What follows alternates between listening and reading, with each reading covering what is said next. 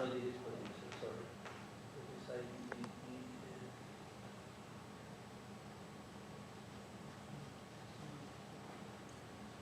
okay, so the retention there are consumed. Where is it? K1 and K2. Mention.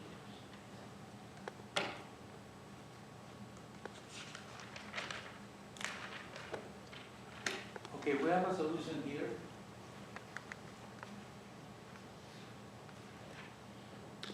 It's important that you try to write down the answer because otherwise in the final you're not going to make it with this kind of questions. If you just try to see what we did, I'm sure, and you don't do the exercise, you won't answer the question in the final, I'm sure. Okay? So try to do it yourself. What do we have here? We have a problem where the producer is feeding two buffers. The two buffers are different size. So we need a buffer to control, semaphore to control the first buffer, which is size 3, and another for the second buffer, which is size 4. So we're talking about these two-fold semaphores. Then we need to have 20 semaphores because each one will have two different consumers. And the problem is that if we use just one full, one empty, and one mutex for the whole thing, we can do it, we can implement it that way. But the problem is that let's suppose that we do P4 and we put an item here. And then we do P4, place an item here, even if the consumer gets the CPU, is unable to access this buffer because you are controlling both buffers with just one semaphore. That will be a big mistake. Here we have to, so we can apply P4 here, get into the critical section, assign the item, right? Get out of the critical section and then increment the B empty so this one, when it gets the CPU, is able to get an item from the buffer one. Immediately we come here and do the same thing. We produce an item, P4, the semaphore, if this is full, it will be blocked here. And then we insert the item into the buffer, check, we are at the limit, we go back to the beginning, it's a circular buffer. B mutex and B empty to tell the second consumer that there is an item. Okay. One problem that we have with this solution is that if the first one gets full, then let's say we produce 1 for each one, 2 for each one, 3 for each one. Let's suppose consumer, we do it so fast and the consumer has not taken the CPU. And when we go to produce the fourth one, this one is full. So the producer is going to wait there and we cannot produce for the second buffer even if we have only one item because we're doing that sequentially. Right? So once the consumer one consumes an item from here, we can proceed. The consumer, they work exactly as in the same case. Independently, they are just consuming from a buffer. There is no problem. And then, let's say that what we need to know is that we have empty 1 and mutex 1 associated to full 1 here, and empty 2 and mutex 2 associated to the second part of the producer. This is just one producer, right? Only one thing. It's not two functions. These are two functions. So here we have 3 processes that can run concurrently. This one, consumer 1 and consumer 2. Consumer 1, consumer 2 are exactly as we had before. I mean, exactly as this one, because they are independent consumer for each one. Okay? So this is a solution for that problem. Now, let's see another program. Thank you very much.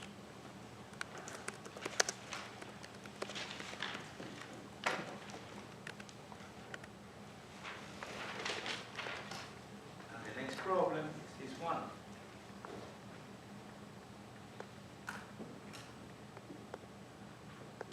We have one producer that is placing items in that buffer, and we have two consumers consuming items from that buffer. The consumer, if you write, we have two consumers, they are two independent consumers, right? And then they are just, in turn, the first one that get the buffer, get the item. But they have to be controlled, even there are two of them, they have to be controlled by the same mutex semaphore, because they are sharing, right? The full and empty that they use are going to be, they are associated to the producer, so we're going to use only one set of full, empty, and mutex for the whole problem. So when one of these three processes gets the CPU, all the others cannot enter the critical section. So this is a case where we have P, C1, and C2 running concurrently. All of them in memory, sharing that buffer. Okay. You can give me that solution, please? Can you?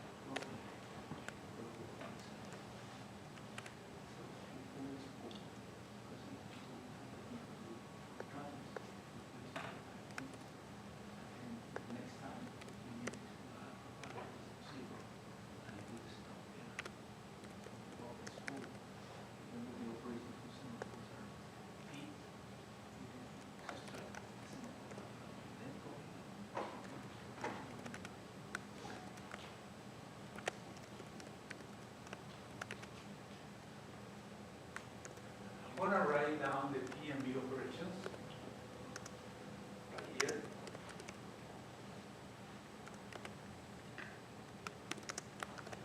P on S, where S is any semaphore, is S is S minus 1 if S less than 0, block process. B on S is S get S plus 1 if S equal to 0 or S less than 0, then move a process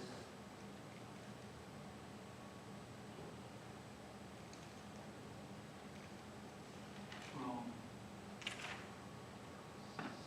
semaphore Q to ready, in order that the process can get the CPU again. So we have to remember these two operations to operate here. P full, decrement full by 1.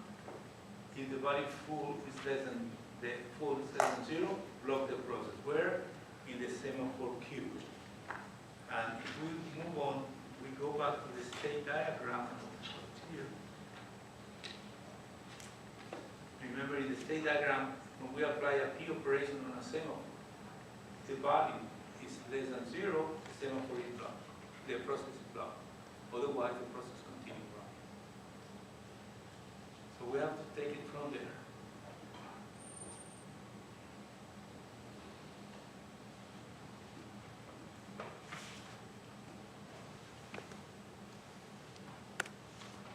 So in this problem, we have one producer, so the input, the producer is just exactly this one we have here.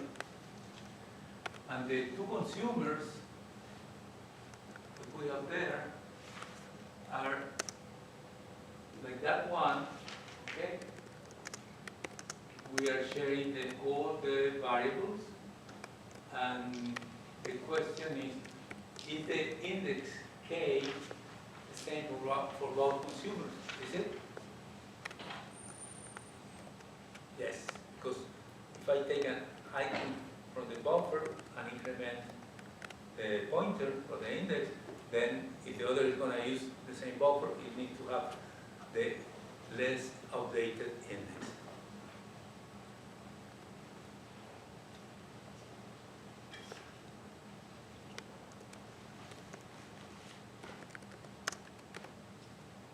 We have that in the textbook, but if you just browse any operating system books in process synchronization concurrency, you will find those examples, and they will explain with a lot of detail.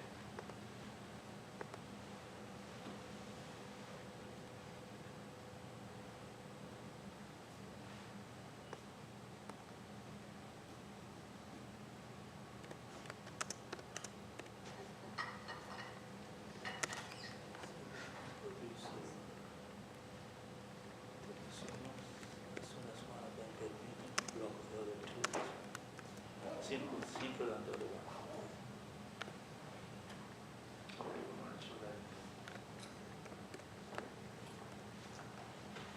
Go around.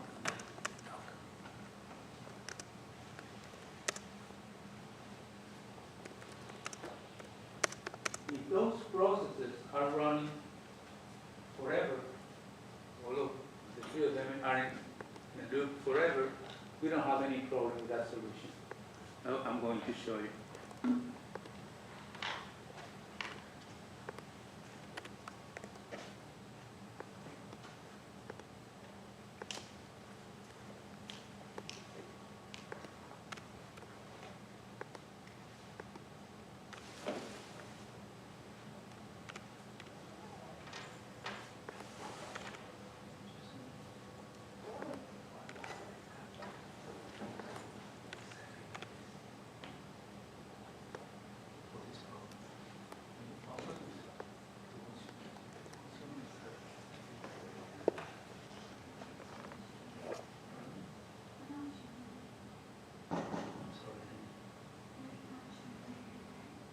Yes. No, this is a separate program. I mean, in this one, the second program, we have similar to the three programs. The initial one, the second one, and the third one, say, the producer consumer will go the first one. Okay? All right.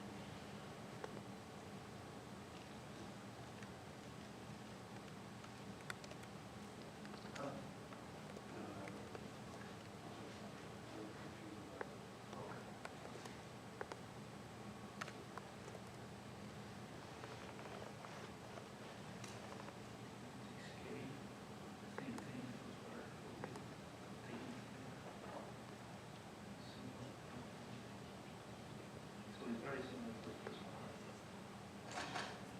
Two computers. And when we apply mutex, we block everyone except the one that get into the critical section. Okay, messages. Thank you.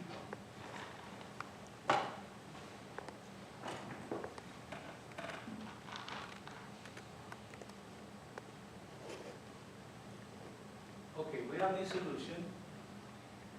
So you can see full, empty, the same empty, mutex, and all of them, because the three processes are sharing the same buffer. So if one of them is going to use the buffer, you have to block the other two. So that's why we are using mutex in all of them. They're the same semaphore. So when we apply p mutex, mutex goes to 0. And then if the another one applies p mutex, it will be less than 0. So that's why we're using the same thing. The producer is using a different index for placing items in the buffer because, as in the initial case, in this case, we need one index for producer and one for consumer. But when we're comparing the consumer are using the same index. Why? Because if there is an item here, and one of the consumer takes the item, the pointer or index moves to the next place. And then the other one, when it takes the access to the buffer, it will consume that and increment it. That's why they are identical. All right? So this problem practically is straightforward because it's just replicating the consumer, and we are solving the problem with the same solution we had for the first case, producer-consumer.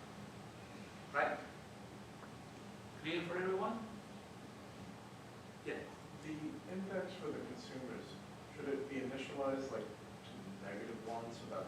Negative, yes. In this case, in both or the producer as well, we have to, we need an initial value before the -1 in this case.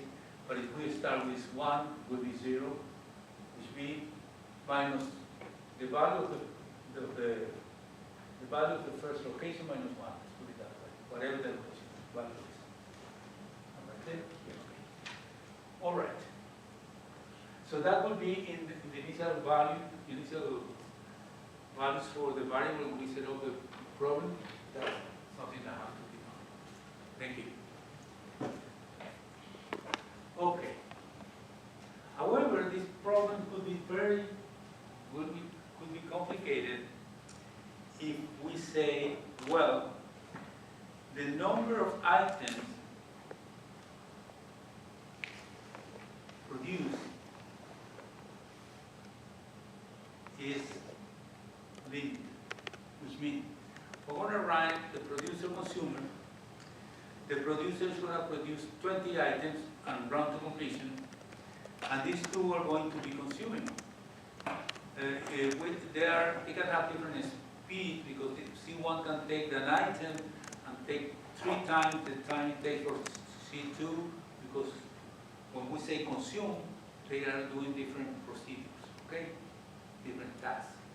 So not necessarily they run at the same speed for consuming, because consume for this could be using a printer, and consume for this could be incremented by 1 and delete the number, which is faster. Okay? So independently, if they run at the same speed, which is very seldom what happens, or they run at different speed because one has more instructions than the other, or one is using a printer and the other is using a hard drive or just memory, then if we have a limited number of items to be produced, we're going to have this problem. There will be a moment when there is a last item here. Any one of the 2 consumers can take it. If C1 takes it, then C2 and run to completion, so P runs to completion, C1 runs to completion, and P2 will be waiting forever for an item to show up. So this is the last item. So in this case, we can do different things. We could say, well, one option is that the one that gets the last item says, well, I'm going to send place a value here so the other consumer recognize the value and stop. Or we can communicate somehow. All right? So the producer is the same thing, but just in a while loop running up to 20.